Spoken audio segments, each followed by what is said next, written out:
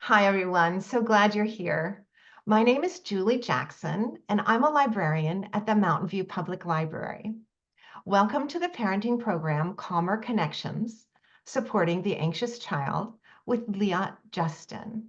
She will discuss childhood anxiety and the ways parents can support their children in building emotional resilience. I'd like to thank the Friends of the Mountain View Public Library for raising the money that makes these programs possible.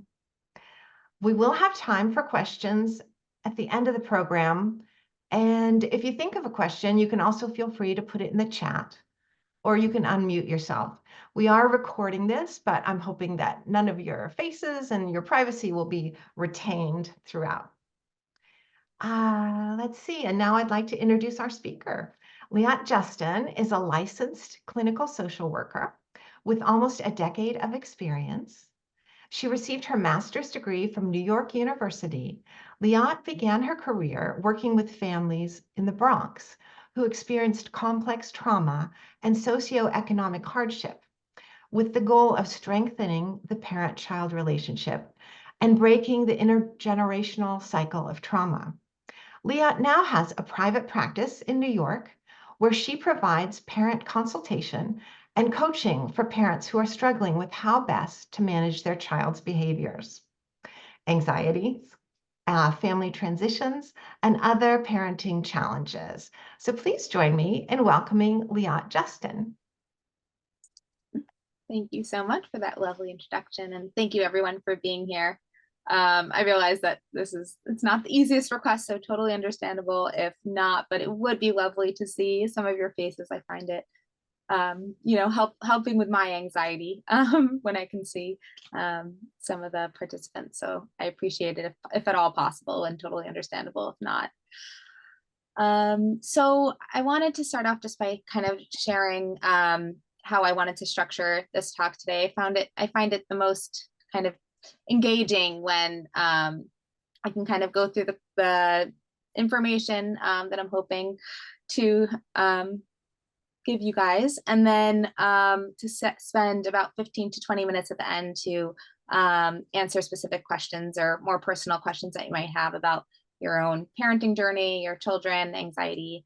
And so I spoke with Julia. She said that it would be okay to turn off the recording for that portion, just to kind of keep the confidentiality and help you guys feel a little more at ease. But having said that, if there's a question that you don't want to share, you want to keep private, you're welcome to send it to me through the chat, and then I can answer it without revealing who you are. So I will start by talking a little bit about what anxiety is. And for such a kind of complex and multifaceted topic, I like to start with a very simple definition, which the DSM, which is the Diagnostic and Statistical Manual for Mental Disorders, the Therapist's Bible, defines anxiety as a feeling of apprehension, tension, or unease that stems from the anticipation of danger.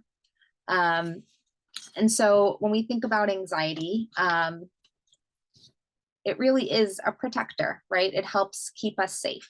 And everybody has these transient forms of anxiety that come and go as a way of protecting us, right? Keeping us alive and safe. And so some examples of that would be when you're crossing the street and you see a car, you might quickly react and jump back to the end of the road, right? To keep yourself safe.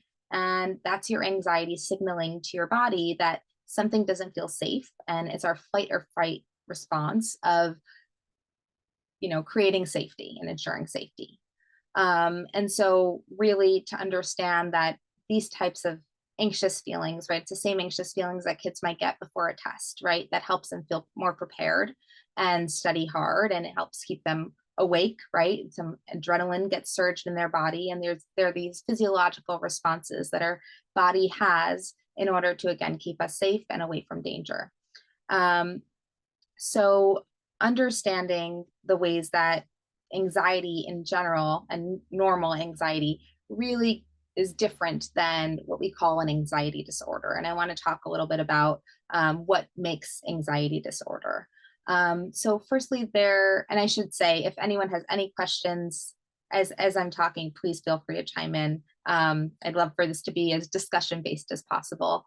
So there are the three main pathways for an anxiety disorder, developing anxiety disorder. One is genetics, right? The genetic loading of family history of an anxiety or other related mental health disorders. The second is temperament, right? What you're like when you're born, your personality. There are all these different characteristics that might make you more susceptible to an anxiety disorder. Things like your reactivity, right? Some babies are described as, it's very chill baby, right? My baby was a very chill baby. And then others have this, kind of more reactive temperament, colicky babies, right? These babies who seem to have these really big reactions to small changes, right? This hypervigilance, right, of baby is more slower to warm, right? These are all qualities and temperaments that may make you more prone to having an anxiety disorder. And the third of which is the environment, right? Where that baby is, who their parents are, how we parent. And that's the thing that we can actually change, right? We can have some impact over our child's environment. And that's why that will be the focus of our conversation today is how we as parents can really help our kids who are experiencing anxiety. So when we think about what makes anxiety a disorder, we think about things like how much it interferes with a child's life. And I wish there was this cut and dry mathematical formula for saying, okay, this child has an anxiety disorder, right? But there's not, because even though we're thinking about these different measures, right? Things like avoidance and frequency and duration and level of distress, which are kind of the key components, they interact with each other and they're experienced in different ways and on different levels. For example, a child who is scared of snakes that resides in Manhattan might still fare well, right, with that fear, that phobia of a snake, right? They might not want to watch a movie like Snakes on a Plane. They might not want to visit the reptile section of a zoo, but they can live a fruitful life without dealing with their phobia, right? Without experiencing too much anxiety related to that phobia. On the other hand, if a child from Manhattan has a phobia of rodents, right? That would be a different situation. That might very well interfere with a lot of that child's life. So really thinking about the interactions and the level of interference that it plays in someone's life when thinking about whether they have a disorder. And we also want to think about anxiety as an overestimation of perceived threat, right? This overreaction, this out of proportion reaction to what seems like not such a big threat, right, from an outside perspective. And so, some people will say, oh, they're exaggerating, right? My child is like being a drama queen or drama king, right? These are common terms that people will say for kids with anxiety because it seems like their reaction is so big and too big and doesn't make sense to us, right? Or isn't rational. But anxiety is irrational. It's an irrational fear of a perceived threat. And that's what it is. It's a perception of threat. And it's that feeling of this is too much, right? I either avoid the situation or have some sort of reassurance seeking behavior from my parent, right? Seeking other people to tell me that it's okay in order to cope.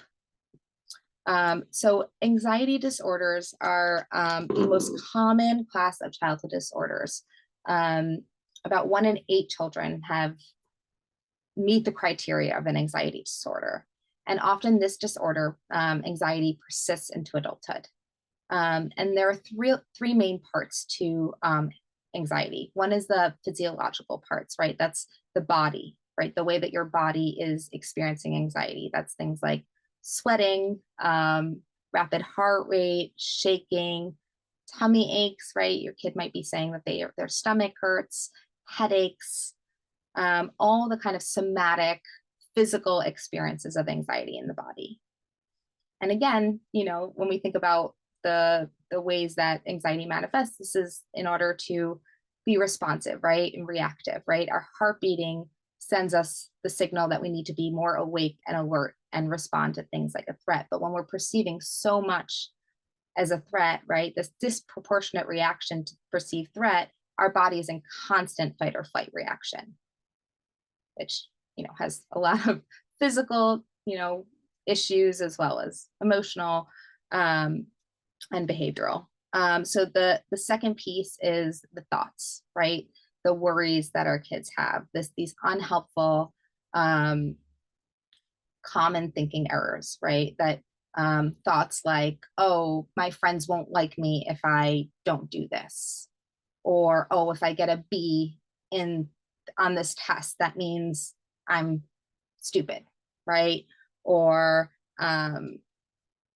when someone might break into our house in the middle of the night and hurt me, right? These what ifs are super common with kids with anxiety, and a lot of negative self-talk, right? A lot of self-doubt. And then behavior is the third. So the physiological, right? The body, the thoughts, and the behavior. And behavior, for kids with anxiety, the most common is avoidance, right? Avoiding the thing or the situations that cause an increase in the anxious thoughts or feelings.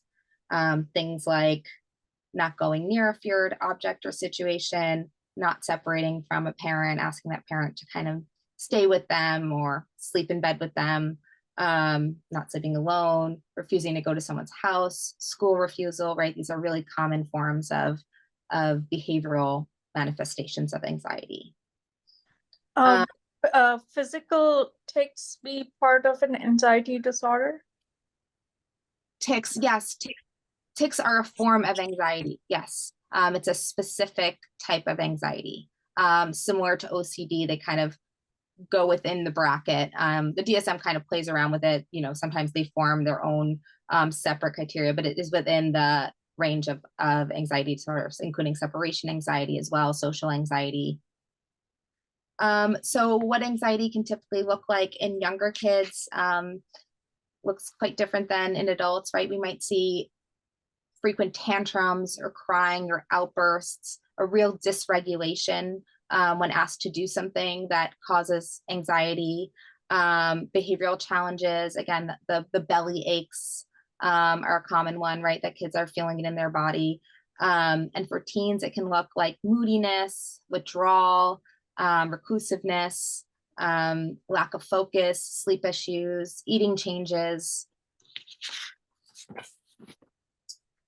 And often anxiety disorders can go untreated and unrecognized. And that's because sometimes, they're perceived as developmentally normal, right? It makes sense that a 16-month-old might have difficulty separating, right? But as that kind of carries over, it forms new meanings, right? It has new implications. And they also are less obvious, right? When we think about externalizing behaviors, right? Things that you see on the outside, these disruptive behaviors, right? It's a lot more obvious to see, oh, something is going on with these kids. But the thing about anxiety is we keep it inside, right? It's all internal. And often people with anxiety, because of that avoidance, they want to avoid talking about it, right? They're less likely to kind of go seek treatment for it because that means talking about a really uncomfortable feeling, which is really hard for people with anxiety.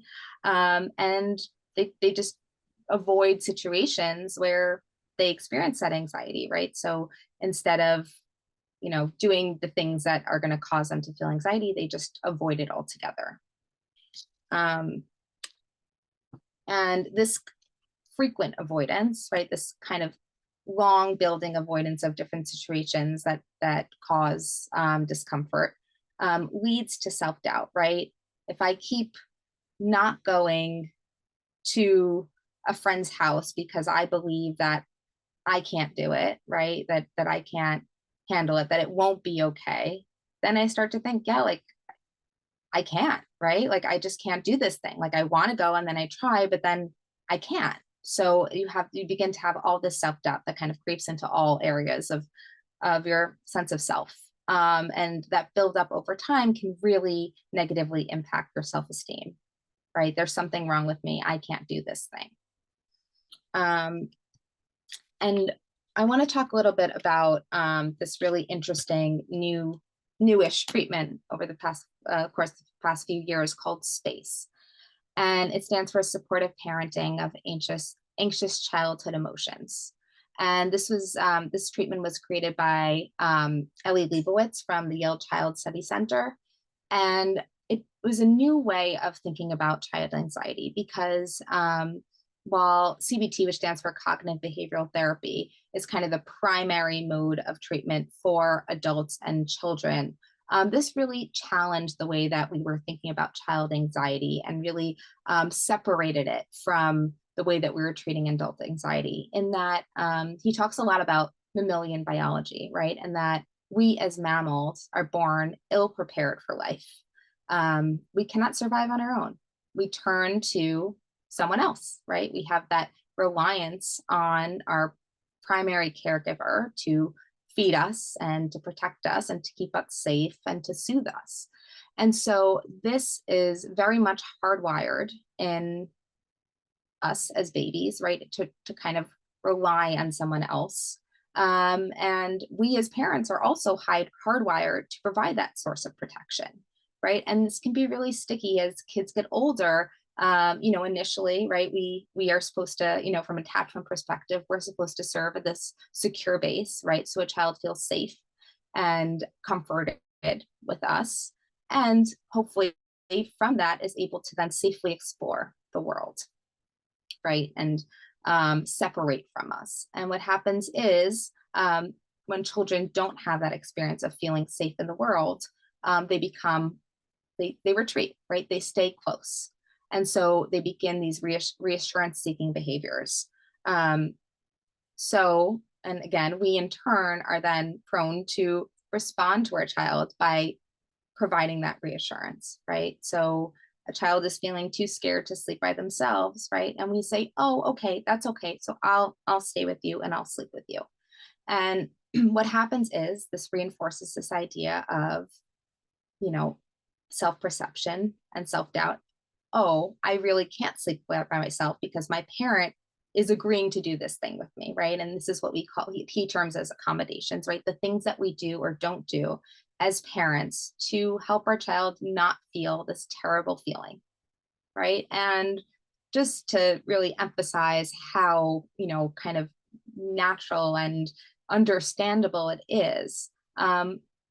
When you experience anxiety, I like to compare it to being chased by a bear, right? You have this feeling that flight or fight response is coming and saying, I am not safe. I need protection. Something is not okay. And so, of course, when our child is being chased by a bear, we want to say, no, like, I don't want you to be chased by a bear. I don't want you to be scared. I'm going to fix this thing. But we know as parents that our child isn't being chased by a bear, right? They're just worried about being chased by a bear. And so instead of really responding, right, and kind of having this endless feedback loop of my child has this anxiety or this fear, and so I make that fear go away, and therefore my child is dependent on me to make that fear go away, right? There's a temporary reduction in those symptoms of anxiety because you're providing that reassurance and that soothing. But what the child is internalizing is, I now need my parent to do this thing so that I'm okay. I cannot handle this thing on my own. And kind of the more we accommodate, right, the increase in accommodation causes a decrease in the child's own feeling of their ability to handle it. I like to kind of compare it to a baby with weak muscle tone, right? If we keep carrying that baby, they're not going to build those muscles and strengthen those muscles. So instead of approaching it from the perspective of, okay, my baby has weak muscle tone, I'm going to pick them up and make it all better, right? Working on building those muscles. And one of the ways that we can do that is kind of with this formula of providing a validation, right? Of, I see how hard this is for you, right? This is like, even if, it doesn't make sense and your kid is being so dramatic and, there's really nothing to worry about in your mind, right? I see that this is so hard for you. This is not easy for you, right? And that's that validation piece. And then the second piece, secret ingredient, is the confidence, right? And I know you can handle this feeling, this horrible feeling. I know you can cope with it, right? And it's not, and I know you can do it. I know you can get an A on that test. It's not about doing the thing. It's about handling that horrible feeling of anxiety that comes up when they're in that situation.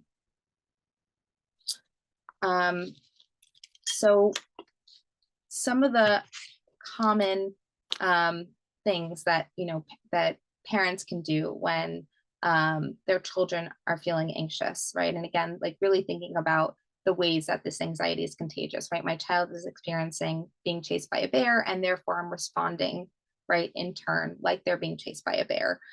Is we can model this anxious thinking, right? That anxiety is contagious. And so if they're really worried about a test, for example, we can join that worry, right? And say, well, did you study and do you know all this stuff, right? And that's really increasing the anxiety within both of us, right? And we're not serving as that kind of grounded, supportive presence that we want to be.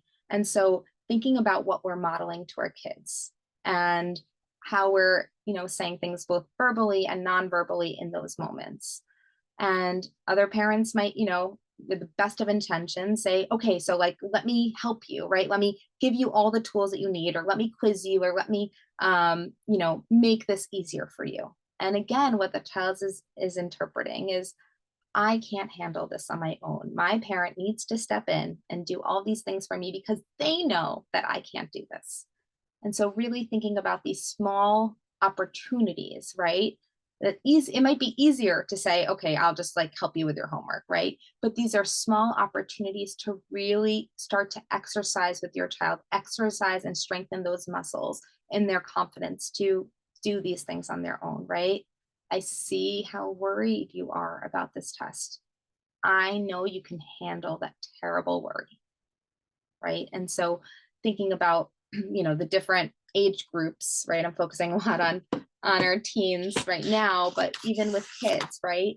The ways that we give the confidence that they can handle the hard things, right? And practice being brave. And so some of the language that we might want to use with the littler kids are about, talking about different parts of our brain and less, oh my God, I'm blanking on the name, Inside Out, right? And the ways that it really visualized, right, created these images of the different parts of their brain, because that's what it is, right? We all have these different parts of our brain. We have brave Betty and worried Wendy, right? And these are all different parts of our brain that serve really important purposes, right? Scared Sam is another one, right? To name those parts of the brain. And, we can thank you, worried Wendy, thank you for trying to keep me safe. And we can also boss back worried Wendy when she's taking too much control, right? And you could say, worried Wendy, I appreciate you trying to keep me safe, but I'm going to say no, thank you right now, right? I know I can handle this feeling.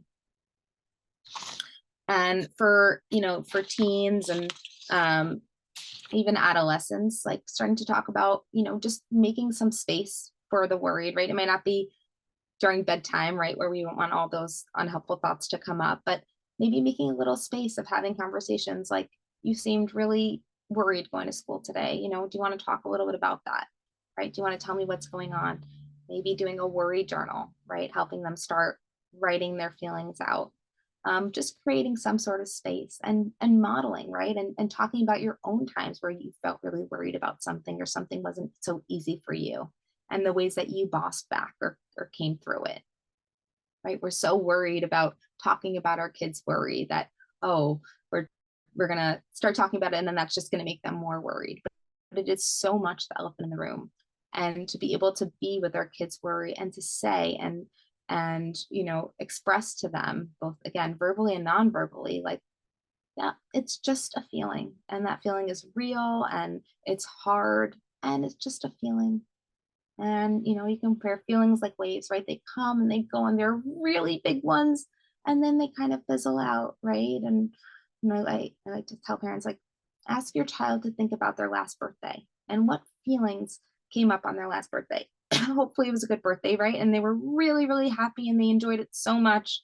And do you still feel so happy as you did on that day of your birthday? No, because even happiness, it's just a feeling. And these feelings come and go. Right? And so we can boss back when these feelings are taking over. Because yes, they can keep us safe, but they can also be dangerous, right? They can also keep us from doing all the things that we like to do. And I like to use mostly for, for children and adolescents is this idea of sticky thoughts, right? Sometimes we have these thoughts and they get super stuck. they're super stuck like bubble gum, and they get super stuck in our brain. And let's try to unstick those sticky thoughts. And having different definitions of bravery. Bravery might be doing the thing, right? Might be doing something that feels really scary, or it might be being brave enough to admit that that's not something you want to do, right? Being brave to step out, to say, this isn't for me, right? And they're being brave to admit when you made a mistake. There's so many different kinds of brave, and to be able to embark that on your child, right? To really show that there's all different ways of bossing back and being brave, that we don't have this one single definition. It doesn't always mean doing something, right? Sometimes it means just sitting back and sitting with that feeling, right?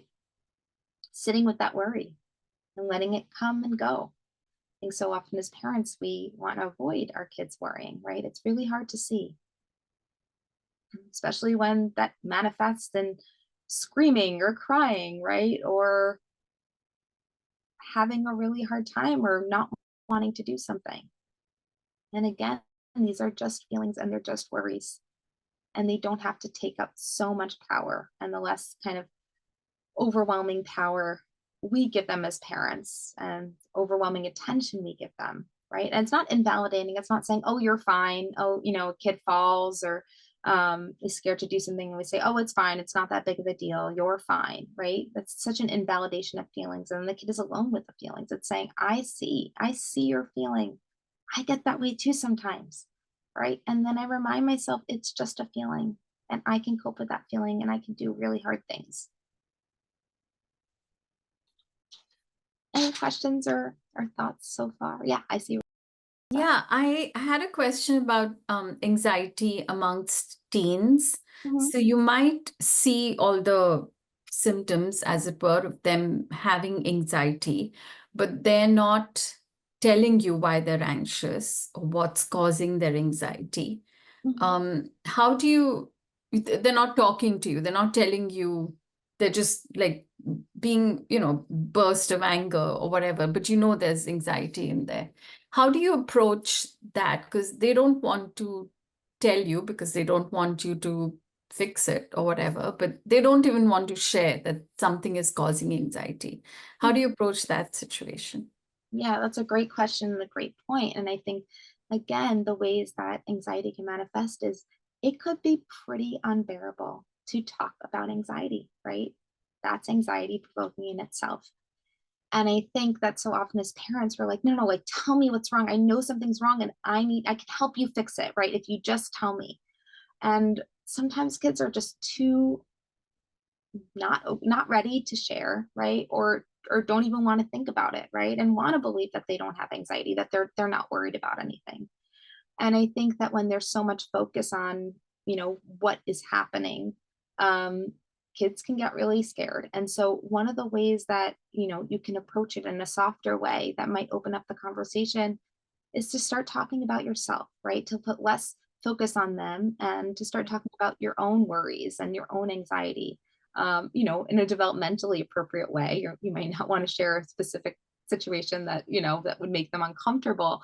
But are there times that you could think of when you were a teen and you felt worried about something? Right. Even just opening up, like, I was worried and I felt scared before about this thing, or I felt anxious, just create some normalization and like relatedness of like, oh, you get it, right? And that's how we build connection, is like, I see you. Right. That's great. Thank you. Of course. I guess I have a question too. Can you hear me? You mentioned a worry journal. So is that a good thing? Is that focusing too much on the worries, or is that a beneficial thing? So with the worry journal, it's really, in the beginning, if maybe, especially for a younger child, there's some with like prompts, of, some specific questions that can be asked. But the idea is really that it's kind of the child's, autonomy, right? Their right to kind of use it as they want, right? And this is something that is theirs that you might want to like really ensure is completely private and that you won't look at, but is just for their own, safely placed thing of just letting out all their thoughts and feelings and just getting it all out. And especially I'm glad you brought it up, because that might be a good opportunity, Rob, saying, it seems like right now you don't want to share your worries with me, and that's okay, right? I'm here for you if you want to, but I get it. And if you're not ready, that's totally fine. I have found this journal that I thought, I found helpful, and maybe you might find helpful. And I'm just going to leave it here. And if you want to use it as you wish, and if you don't feel like using it, just put it away somewhere and never think about it again. But again, just this idea of opening up these conversations, naming the feeling, right, that your child is trying so hard to avoid, and creating different platforms, modes of communication, modes of releasing those feelings. It doesn't just have to be talking. Sometimes it's just like, yeah, you don't want to talk about it. I'm just going to sit with you here. And just like, I'm going to spend 2 minutes, and like, maybe we just sit quietly and just breathe, right? And just like, maybe we yell, maybe we say, like, I'm feeling so overwhelmed, right? It doesn't have to be in this, obviously, we color, right? We color like really intense, angry pictures, anxious pictures, right? It doesn't just have to be through talking, because sometimes that can be too much. And sorry, just what Julie asked, do we call it the worry journal, or do we just call it the journal? Because we don't want them to be like focused on their worry. I don't know. What is the right answer to that? Yeah, again, I think it's the elephant in the room, it's not that you want them to be focused on the worry, but maybe sometimes just like letting it out, right, and talking about it might actually make it less on their mind. And again, it normalizes this idea, look, this is a worry journal. It exists because so many people your age have worries. Like, it makes a lot of sense. Right. We all worry about things, right? And talking about like worries keep us safe, right? Like, worries helps you feel prepared for things. And sometimes they become too much, and we can use this. I mean, having said that, there's a lot of different names, right? Even a mindfulness journal that talks about, anxiety or worries. It doesn't have to be called a worry journal. And it might just be nice to name what's in the room. How do you help a younger sibling deal with an older sibling with anxiety? Energy commitment is difficult to sustain and often redirected into others. How do you help effectively, but also not overlook negative behavior and its impact on others? That's a really great question. I would love to hear more details. I don't know if you feel comfortable doing that. But if not, maybe I could speak more generally. So again, talking with that younger sibling, right? That naming the fact that, this is something that, everyone has things that they're struggling with. And right now, your older sibling is having a hard time with this, right? And, we're giving them the support that they need, right? We're helping them, and really thinking about what are you doing as a family to maybe reinforce or, accommodate these worries, right? Because that does affect the whole family. And in what ways are we bending over backwards as a family to try and help our child feel better, right? And really thinking about that, and maybe having the younger siblings' perspective can actually help you see things more clearly of the things that you're doing or not doing for your child with anxiety that you wouldn't necessarily do with their younger sibling who isn't having anxiety. And that way you can really think about, what are the accommodations that we're doing? And is this a problem that's really interfering with our family's quality of life? Yeah, hi, can you hear me? Yeah. So these are all great suggestions about, sitting with your child and breathing, etc. But my question is, what do you do when there's not enough time? For example, let's say if she has to go to school and the school bell is going to ring like in 1 minute, and she tells me, oh, I'm worried to go to school. So then what do you do if there's no time to deal with the worry? Sorry, what did you say that there's not enough time to deal with the worry? So then, like, let's say the deadline is like, let's say in 1 minute, right? Let's say if she has to go to school and the school bell is going to ring, and she has a worry about not going to school, and she tells me at the last moment. So how do you deal with this? Or maybe just going to a class and she says, no, I don't want to go to this class because I'm worried. So how do you deal with this last moment worries? Yeah, yeah. And so again, not again, I haven't even said it, but I think it's not necessarily in the moment where your child is feeling such intense feelings, because they can only take in so much in that moment, right? And so it might just be, if they're about to head to school, the boss is about to be there, it might just be like, thank you so much for sharing that with me, right? That's so important. I really want us to find a time, maybe this afternoon over dinner, or this evening, or let's really find a time, because this is important, right? And I really want to talk more about this with you. I'm so happy you opened up this conversation. We can't do it right now. I know you have to go, so let's find another time, right? And taking a moment where things are feeling a little less stressful to really talk about it.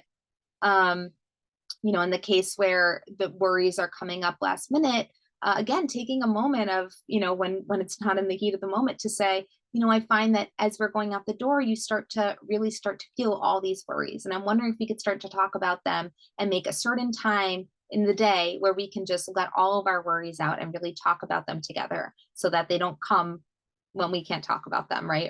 Or they don't come up so quickly and I feel like we never get a chance to talk, right? And just showing that you care enough, like you care so much that you're trying to find a time in your day to really take this seriously. No, but it's like, let's say if she doesn't want to go to a class and she has a worry about going to a class because she's a new student, but the class is going to start in 1 minute. So how do I make her attend the class? That was a question. Yeah, so I think, thank you for clarifying. I think it's about, helping her feel like she can cope with it, right? To have that horrible feeling. Yes, you don't want to go to class. I get it. Sometimes I don't feel like going to work. Like I really just, I'm not in the mood and I have a meeting and I really don't want to do it and I don't feel ready for it and I don't want to do it. And I do it and it doesn't feel good. Sometimes it actually sucks, right? But I do it. And I know you can handle this horrible feeling of not wanting to go to school and still go to school. And maybe there might be like 5 minutes where you actually enjoy the class. Maybe. And if you don't, that's okay too, right? Because it's just a feeling, right? It's just a small part of the day, right? And I know you can handle how bad it feels. And let's find a time where we can really think about and talk about why it's feeling so hard for you. Of Got it. Thank you so much. course. I'm sorry, I saw you wrote the question. My son and I just relocated to Mountain View. He's 8. This is a new school and a new home for him. I can tell he is worried and has been a little meet school with kids. Any suggestions for kids who just moved? When I asked him what's wrong, he said everything's okay. Yeah, this is a great question and super common, right? That they don't want to talk about their worries or admit that they have worries. And it makes sense that there's so much change right now and he's having a hard time, right? And so even to say that, like, yeah, you're not worried, but I just want to say, like, if I was a kid and I was 8 and I just moved to a new school and I didn't know anybody, like, I'd have a really hard time, right? And I might be worried about some things and that would make sense, right? And so if there was anything that you wanted to talk about, right, or anything that you felt less, excited about, like, that's okay, and I'm here, right? Or even talking about a time where you were younger and felt worried or was in a new situation, or even now, right? You moved too. And to say, oh, like I'm just thinking that, like, we just went and met all those parents and I was feeling so nervous because I didn't know anybody and I was kind of worried about what it would be like, right? Again, using yourself as a really good, guinea pig of some normal feelings. Hi, yes, I just appreciate you being on here and giving all this wonderful advice. I guess I'm looking just for some words that I could use in the situation with my child who, the anxiety can get to the point that it's she becomes physically ill with it, and it kind of, no matter what I'm doing, it feels like I can't bring her back down or sort of snap her out of that moment, that the anxiety is so intense that she's just like, I've lost her in that moment and I can't talk her back off the edge of the cliff. And I guess, I guess just some words would be helpful do I sit with her in it and just sit there and ride it out? Do I try and talk? Do we talk later about it? Because it's sometimes got to the point where she's been physically sick. And that's really hard to see and to sort of navigate in that moment. But just, yeah, any advice around that would be really helpful. Thank you. Absolutely. And yeah, I think the physical, like having those physical reactions can be so hard and hard for us as parents to just see them in so much pain, and to have this, physical reaction is really, really hard. I think, definitely sometimes for kids who have this extreme reaction, again, it's so hard for them to take in information. And so it might just be about like being there, right? Or trying to help them through that moment. And then again, at another point, really saying, like, this seems to be really hard for you. What do you think would be helpful when you're feeling those feelings? And I think starting to use some of that language, right, of having that validation of like, yeah, that seems to be really hard for you. That's when things get really, you start to have these feelings in your body, right? Or, you start to have all these thoughts that kind of go around and around, right? These sticky thoughts that get really stuck. What do you think would be helpful for you in those moments? What can I do to help you? What are some things that we can do together? And just, yeah, using the language of, these are just thoughts. And even though it feels like it's really scary and it's taking over your body, like those feelings pass, right? Those feelings come and they go. And they can be really strong sometimes, but you have the power to boss back those thoughts. And for, it depends on what the situation is. I wish we had more time, but sometimes it could be, why don't we just get out all those yucky thoughts, all those fears, all those things that are on your mind that you're worried about. Let's just like throw them out there. Let's shout them into a pillow. Let's write them all down, right? And then other times it might be like, let's quiet. Let's work on quieting, right? Let's start to shift our thinking, to shift our mood. Call them instant mood shifters, right? In a moment where she's feeling things so intensely, it's like, okay, now's the time to kind of bring us down, to boss back that thought, right? And let's think about a thought that, we can challenge that thought with. And again, just remembering our own anxiety about our kids' anxiety, and with the best of intentions, what we're communicating, right? If I have a daughter who's gets really nervous when she's getting ready to go to dance class, right? And she's having all these physical reactions, I might be dreading and feeling really anxious going into dance class, right? I might be feeling more anxious and showing, and what are we nonverbally communicating, right? And maybe we need to start with ourselves in that moment, remind ourselves like, my child is going to be okay. She's just having a feeling. It will pass, right? It's just a feeling. And so then that gets communicated to her of like, yes, sweetie, I see how worried you are about this. I know you can handle that horrible feeling. Because anxiety, again, is this fear that I won't be able to handle. It's the fear of exactly what she's experiencing, right? That discomfort of doing the thing.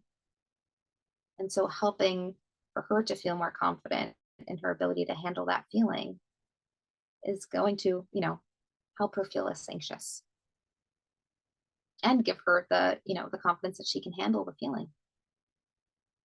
That's really helpful. It also, because it's got to that point sometimes, that then there's the fear that she will be sick as well. So that kind of comes, like, full circle comes back into it as well. And then that sort of escalates the anxiety around it, especially if, it gets to that point that she is sick. But I like what you said, that, it's a feeling, it'll pass, and that it's just that she can't control that. She can't control it because there's the fear there that she can't control something that in that moment, right? But Absolutely. yeah, that's really helpful advice. Thank you. Of course. Oh, I love that idea also of reading other books with similar stories, right? Again, externalizing the focus on your kid who's having a hard time talking about their worry, right? Watching Inside Out too, also talking about anxiety, right? And the ways that it manifests and takes over. And, I think, just even having conversations based on the book or movies, right, that talk about worries and fears, and just reminding, like, yeah, this is a movie that did really well in the box office, right? There's lots of kids that can relate to this movie, and lots of grown-ups too. So I wanted to talk a little about, school anxiety and the way that we parents might, subliminally, subconsciously contribute to that. But I'm happy to open up to more questions first if anyone else has something on their mind. So in thinking about the ways that we can kind of build this emotional resiliency, right, similar to responding to our kids' anxieties with, that confidence piece and that validation, I think that, in order to build emotional resilience in school, we can take a similar approach, right? So often as parents, again, we want to just fix everything and make everything better. But that also really takes away from our child's sense of self, right? Their ability to cope and their ability to handle things, right? And with the best of intentions, we as parents can overstep, right? If our child's having a hard time studying for a test, we might want to, or completing a homework assignment, we might want to do it for them, right? We want them to do well. We want them to fare well. We want to protect them, right? If something happens in school, right, with other friends, we might feel really inclined to call that kid's parents and tell them, like, stop being so mean to my kid, or your kid said something that really hurt my child, right? And what we find is that kids lose their own sense of autonomy and confidence that they can handle these things. And really allowing them to figure these things out for themselves, right? To handle conflicts on their own will serve them really well in life, to problem solve some of these things. And so rather than being so quick to solve things for them, to practice our own reticence, right? Thinking about what's coming up for us, right? What worries are we having, right? When our kid shares their own worries, or when our kid is struggling with something. And to really take a moment and a breath and bring ourselves down and remind ourselves that this is all a part of the long, big picture, the long game, right? That it's okay for our kids to struggle and to have a hard time with something. And I could be here to support them and encourage them without making it all go away, without figuring it out for them. And also just thinking about the ways that we communicate our own expectations, right? That we might not say, yes, you better get an A on that test, but thinking about, what kind of faces do we make when they come back with not such good marks, right? Or what are the things that we're asking about them, about their day, right? What are the focus? What's our own focus? What are the facial expressions we're making when they tell us about something they did that we don't approve of? And all of these small ways that contribute to our kids, anxieties, school-related pressures that might not be as obvious. And really setting aside your own feelings, right? Your own pressures of wanting your kids to be successful, and in the short term, to really think about their long-term success, right? Their emotional well-being. And it might take them not doing so well on an essay, right? Not getting the best grade, for them to feel more motivated and work harder on doing better next time. And sometimes we can take that away from them, right? That ability to correct their mistakes, that ability to learn from their mistakes, to have a growth mindset, right? For them to internalize this idea of, yeah, that was hard for me, and I know I can do better next time. I think I have a question again. Is it true that there's more anxiety among young people than we've seen before? I think there's certainly, the kids have the language for it now. Yes, I mean, right now across the board, depression, anxiety is even like in the past 5 years, I think it's doubled. Of course, factoring in COVID and social media, right, and all these increased stressors, and the fact that we're recognizing it more and talking about it more, which is actually a huge positive, right, and is allowing for kids to feel more open to seeking treatment and parents to be more open to seeking treatment. So I think, sometimes we see these major increases in diagnoses and get very worried, of what this means. And I think there is a huge piece that actually, again, I think social media and just has had such an impact on depression and anxiety in teens especially. But also, on a more positive note, I think that there's more diagnosis because there's more openness and more treatment seeking treatment, which is contributing to those numbers. It looks like we just have about 7 more minutes. So if anybody wants to get in, any last questions? Thank you, Julie. Thank you, Liat. This was a very enlightening discussion, and also it serves as a reminder for us to just stay with your child and let them have the feelings and not to get riled up when they're expressing anxiety and emotions. And this last bit you talked about with the social media and phones and access to the internet causing anxiety. It's, if you've ever taken a phone or an iPad away from a child, it's like it's worse than negotiating with terrorists. And how do you suggest parents approach that? Because it seems impossible. It's really hard. And again, I think it's so personal, which is why I avoided talking about it, because social media for kids and teens looks so different, and also for every individual family, the rules are different.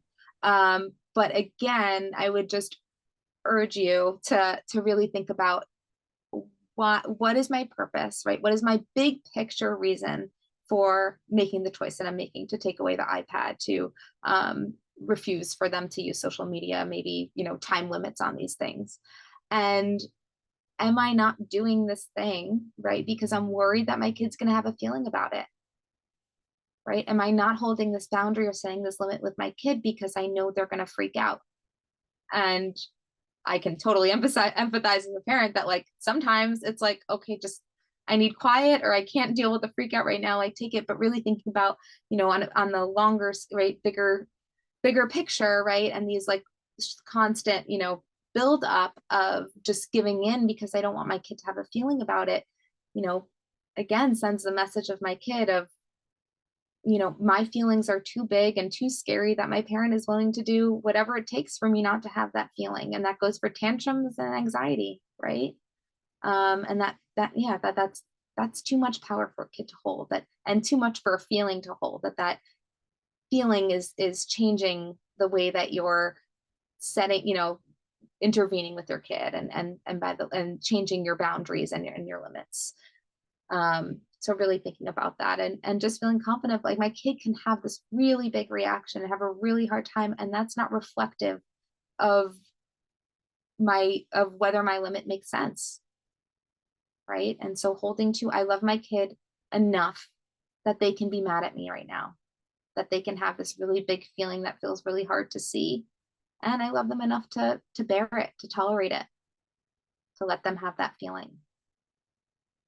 It looks like there's a question in the chat. She's just wondering if there's more resources.